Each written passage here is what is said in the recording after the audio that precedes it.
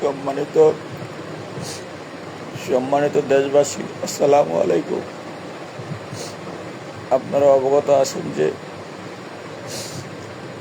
আমার আম্মা আর 6 দিন যাবৎ নিখোঁজ অবস্থায়। হয়তো আমি জানতাম যে ঢাকা শহরের আনাচে কোনাচে হয়তো মাকে পাওয়া যাবে। আজ আমি সারা দেশবাসীর কাছে অনুরোধ করছি, আমি জানি আমার এই আইডিতে বিভিন্ন জেলার অনেক বন্ধুগণের আছেন। আপনারা জেলাগুলোতে শেয়ার করে আপনাদের বন্ধুদের মধ্যে জানিয়ে দিন। একজন মা, আজকে মিডিয়া চ্যানেলগুলোতে নিষিদ্ধ পল্লী নর্তকীগুলার পোস্ট দেওয়া হয়, অথচ একজন মা আজকে 6 দিন যাবৎ নিখোঁজ। আমি অনেক চ্যানেলগুলোর মাধ্যমে চেষ্টা করেছি একটু নিউজ করানোর জন্য, কিন্তু তারা মা হারানোর নিখোঁজ করতে রাজি। আমার বাবা একজন সরল সোজা মানুষ। আজ আমার মায়ের জন্য আমার বাবাও কান্না করতেছে। আমার বাবা, আমি বুঝ হওয়ার বয়সে আমি দেখি নাই আমার বাবা কখনো কান্না করতে, কিন্তু সেই বাবাও আজ কান্না করতেছে। আমার বলার মতো কোনো ভাষা নেই। আমি ছেলে হিসেবে একটি অযোগ্য সন্তান। আজ 6 দিন 6 রাত চলে যাচ্ছে, আমি আমার মাকে এখনো খুঁজে বের করতে পারি নাই। আমার মতো সন্তান দুনিয়াতে বেঁচে থাকার কোনো অধিকার নাই। আমি ঢাকা শহরে ঘুরতে ঘুরতে নিজে অসুস্থ হয়ে যাচ্ছে। মহান রবের প্রতি আমি অনুরোধ করি, আমার মাকে পাওয়ার পর্যন্ত যেন আল্লাহ আমাকে সুস্থ রাখে। আমার মাকে না পাওয়া পর্যন্ত যেন আল্লাহ আমাকে অসুস্থ না করে। বিশ্বাস করেন ভাইয়েরা, আমার শরীরটা চলতেছে না, আমার পা গুলা হাঁটতেছে না। 6 দিন যাবত এই ঢাকা শহরে তন্ন তন্ন করে ঘুরতে ঘুরতে আমার পায়েগুলা ব্যথায় অবস্থা, গায়েও জ্বর জ্বর ভাব। তবুও মায়ের খোঁজ। যেসব ভাইয়েরা দয়া করে এই বড় বড় চ্যানেলগুলো যদি একটু সহযোগিতা করতো, হয়তো অনেকের নজরে আমার মায়া আসতো।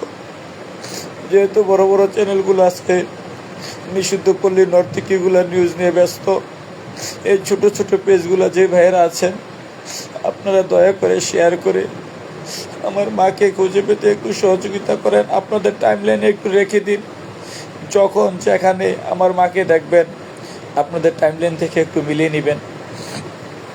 আমার মায়ের মাজা ব্যথা, চিকিৎসাধীন ছিলেন তিনি। তারা তেমন শিক্ষিত না আমার মা, আপনাদের মায়ের মতো আমার মা তত শিক্ষিত না। তবে আমার মা একজন সাংসারিক মানুষ ছিলেন। আমার সংসারের মধ্যে যত উন্নয়নের তারা সবকিছু আমার মায়ের ছোঁয়া। আমার মা আমার সংসারের জন্য অক্লান্ত পরিশ্রম করেছে, আমার বাবা অক্লান্ত পরিশ্রম করেছে।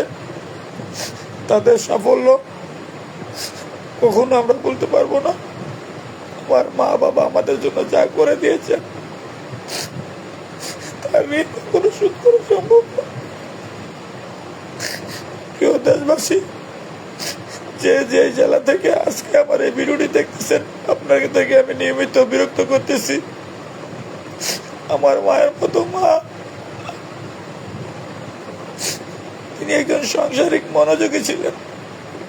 হয়তো অসুস্থতার কারণে, একটু বয়স বৃদ্ধি হওয়ার কারণে হয়তো স্মৃতিশক্তি কমে গেছে, অনেক কিছু মনে থাকে না। যেখানে আমার মা আছেন, হয়তো তার নিজ স্থান তিনি মনে করতে পারতেছেন না, হয়তো দিশা হারিয়ে ফেলেছেন। অনেক ভাইয়েরা ফোন করেন, ভাই আপনার মেয়েকে পেয়েছি। দৌড়ে যাই, গিয়ে দেখি আমার মায়ের মতো আরেক মা আমার মা না।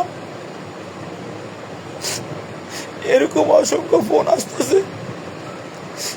এই মুহূর্তে আমার সাথে অনেকে প্রতারণা করেছে, আমার মাকে খুঁজে পেয়েছে, তাদের কাছে টাকা পাঠিয়েছি, গিয়ে দেখেছি তাদের ফোন বন্ধ। একজন মা বিপদে, একটি সন্তান মাহারা, এই মুহূর্তেও মানুষ প্রতারণা করে। আমি আমার ফেসবুক সকল বন্ধুদেরকে বলবো, যে যে জেলা থেকে আমার ভিডিওটি দেখতেছেন, দয়া করে আমার আম্মাকে পেতে সহযোগিতা করেন। আমার ফোন নাম্বার এই ছবিতে দেওয়া আছে। আমার পাশে আমার এই মা, আমার মায়ের গায়ে ছিল একটি কালো বোরকা, মাথায় ছিল একটি বাটি কন্যা। এই ছবিতে আমার মাকে যেমন দেখতেছেন, তার চেয়ে একটু স্বাস্থ্যকর আমার মা হবে। কারণ আমার মা অনেকদিন যাবৎ ওষুধ খাইতে শরীরটা একটু আগের থেকে একটু পার দিয়ে ফেলেছে, গালমুখগুলো একটু পার দিয়ে ফেলেছে। হয়তো ছবির সাথে 100 মিল না পেতে পারেন, তবে ছবির সাথে 90% মিল আছে। যদি কোনো হৃদয়বান ব্যক্তি আমার মাকে একটু সামনে পেয়ে থাকেন, প্রয়োজন আমাকে হোয়াটসঅ্যাপে কল দিবেন। আমি ভিডিও কল আমার মাকে দেখে গিয়ে নিয়ে আসবো। আমি আপনাদেরকে সম্মান করব, আমি আপনাদেরকে পুরস্কার করব। আমার গায়ের 0 রক্ত পর্যন্ত আমি আমার মায়ের জন্য বিলিয়ে দিতে চাই। আমার মা না থাকলে আমার বেঁচে থেকে কোনো মূল্য না। মা মারা গেল শান্তি পাওয়া যায় যে মায়ের কবরটা আছে। মা নিখোঁজ হলে তার চেয়ে কষ্ট আর কিছু নাই। মায়ের কবরটাও যদি দেখতে পায় সন্তান, তবু সান্ত্বনা হয় যে আমার মা এখানে ঘুমিয়ে আছে। যে মায়ের কবরটাও দেখা যাবে না, সেই মা সন্তান কেন দুনিয়াতে বেঁচে থাকবে? কেন দুনিয়াতে বেঁচে থাকবে সেই সন্তান? সেই গর্ভধারিণী মায়ের কবর দেখতে পারবে না। আমার মা কোথায় আছে?